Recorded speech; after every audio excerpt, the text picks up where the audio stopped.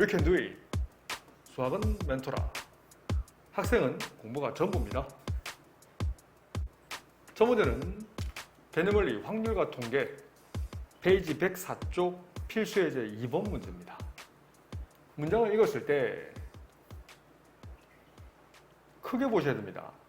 한 명을 뽑는데 안경을 쓴 학생일 때라는 표현을 썼어요. 그럼 표를 보면 이 초록색 블락이 전체가 되는 거죠.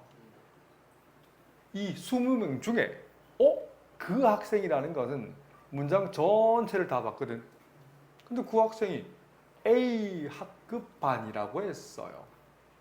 그래서 다시 박스를 친다면 이 블락 25명 맞나요? 아니에요. 몇 명? 16명을 표현하는 거죠. 맞죠? 그래서 이걸 수학적으로 표현을 쓴다면 P 어떻게 뭐가 전체로 들어가요?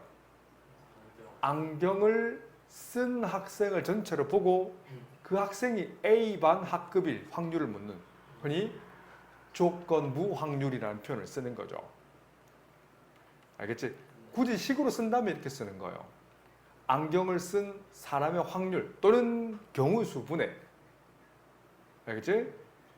P A반이면서 안경을 쓴 확률로 해도 괜찮고 경우수로 해도 괜찮아요. 이 P 자리에 N을 붙여도 괜찮아. 그래서 바로 그냥 경우수로 쓰겠습니다. 경우수가 편하지?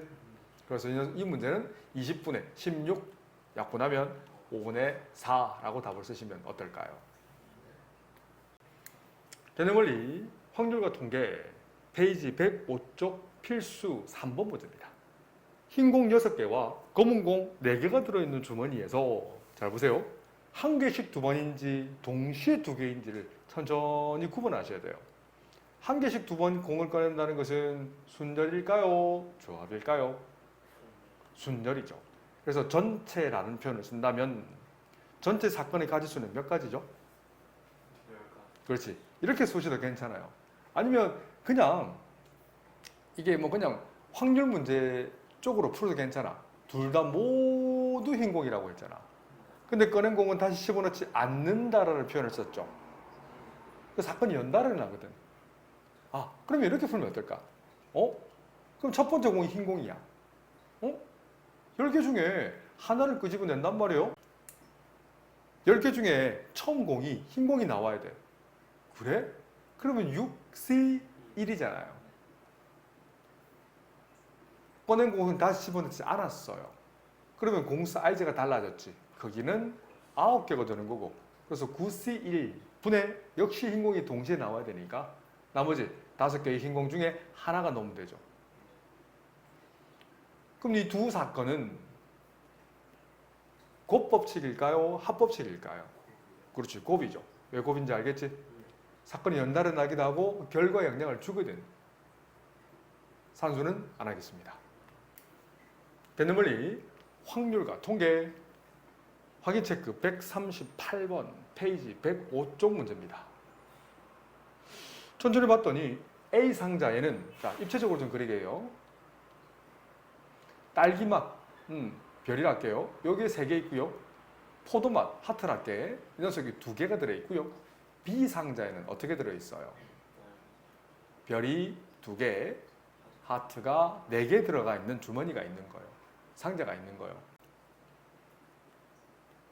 A 상자에서 딸기맛 별이 나와야 되죠. A 상자를 뽑을 확률은 2분의 1. 거기에서 5개 중에서 하나를 뽑아내는데 3개의 딸기맛에서 하나가 나올 수도 있지 않나요? 두 번째 상황은 B 상자를 뽑고요. 거기에서 오케이, 딸기맛 별이 나오는 확률을 계산하겠습니다. 상자 B를 뽑을 확률, 거기에서 6개의 젤리 중에서 하나를 뽑는 건데 거기에서 여기에 있는, 맞죠? 딸기맛 2개 중에 하나가 나와야 되지. 그래서 곱을 할 거예요. 그럼 이때 이 둘은 서로 배반이라고 부르지 않나요? 같이 일어날 수 없는 교집합이 공집합인 두 사건을 배반 사건이라 부르지. 그러면 우리가 구해야 될 확률은, 확률 P는 기억 확률 분의, 기억 더하기 니은 확률 분의 어떤가요? B 상자에서 뽑힌 젤리맛. 맞죠? 딸기맛 젤리니까 얼마? 니은이 분자에 올라가게 되는 거죠. 이거 계산하면 답이 될 겁니다. 답은 아마 6분의 1이 나올 거예요. 할 수 있겠죠? 개념원리 확률과 통계 필수의 이제 4번 페이지 106쪽 문제입니다. 내 기억이 맞다면 얘도 학평이나 모의고사 나왔던 문제예요. 문장 구조를 잘 보셔야 됩니다. 이 녀석을 해석해낼 수 있어야 됩니다. 아니, 비가 왔대. 그런데 매진이 됐대. yes, 매진이 될 확률이요. 이 확률을 얼마라고? 2분의 1이라는 요 직독직해 기억을 쓰겠습니다. 두 번째 문장 구조 한번 보세요. 비가 내리지 않았는데 공연이 매진될 확률을 니은이라고 했거든. 얘도 문장 구조를 바로 쓰실 수 있어야 됩니다. 아니, 비가 오지 않았어. 그런데 yes, 매진될 확률이 얼마라고? 3분의 2라고 했어요. 숨어있는 조건을 찾아내셔야 돼요. 기억의 다른 이름이 뭘까요? 얘랑 똑같은 말은 숨어있는 조건. 아니, 비가 왔는데 매진되지 않을 확률이 1 빼기 2분의 1. 아, 2분의 1이구나. 니은도 마찬가지입니다. 이 녀석도 숨어있는 조건을 찾아내셔야 돼요. 비가 오지 않았어. 그런데 매진될 확률은 얼마예요? 그것이 1 빼기 3분의 2가 되어서 3분의 1이라고 쓰실 수 있어야 됩니다. 알았지? 이건 문장 구조. 이걸 읽어내셔야 돼요. 자, 이걸 이용해서 준식을 가자. 준식은 아니, 내일 비가 내릴 확률이 40%라고 했어요. 맞죠? 내일입니다. 내일 그러면 비가 올 확률은 100분의 40. 5분의 2의 확률이고 비가 오지 않을 확률은 그렇지 5분의 3이잖아요. 그러면 look at me. 내일 공연이 매진될 확률을 물었어요. 비가 왔는데 yes, 매진될 수도 있고요. 비가 오지 않았는데 yes, 매진될 확률도 있죠. 알겠죠? 이 사건을 A라 부르고요. 이 사건을 B라 부른다면 알겠지? A는 잘 보세요. A라는 것은 구했잖아, 그지? 어디 있어요? 이 네 가지 상황 중에서 제일 첫 번째 상황이 되겠지. 맞아요? 다시 비가 왔는데 매진될 확률. 자, 비가 올 확률 얼마라고? 맞죠? 비가 올 확률은 5분의 2 상황에서 매진될 확률은 2분의 1이죠. 이게 A 확률이죠. 두 번째, 비가 오지 않았어. 근데 매진될 확률이 구하면 되지, 그지? 우선 비가 오지 않을 확률은 5분의 3인데 비가 오지 않은 상황에서 yes, 매진될 확률이 3분의 2거든요. 이 둘을 더하면 끝! 뭐 계산은 굳이 하지 않겠습니다. 상자 A는 흰 공 2개와 검은색 공 몇 개 들어있어? 4개가 들어있어. 또 상자 B에는 뭐 저런 상황이래. 직독직해합니다. 흰 공 2개, 블랙 공 4개. B 상자에는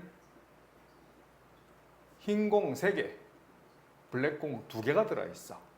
전체가 뭔지를 천천히 보세요. 뭐뭐 할 때까지를 이만큼의 문장 구조가 바로 전체인 거죠. 전체 상황은요. A 상자를 뽑고요. 흰 공 하나, 블랙 공 하나가 넣을 두 번째 상황은요. B 상자를 뽑고요.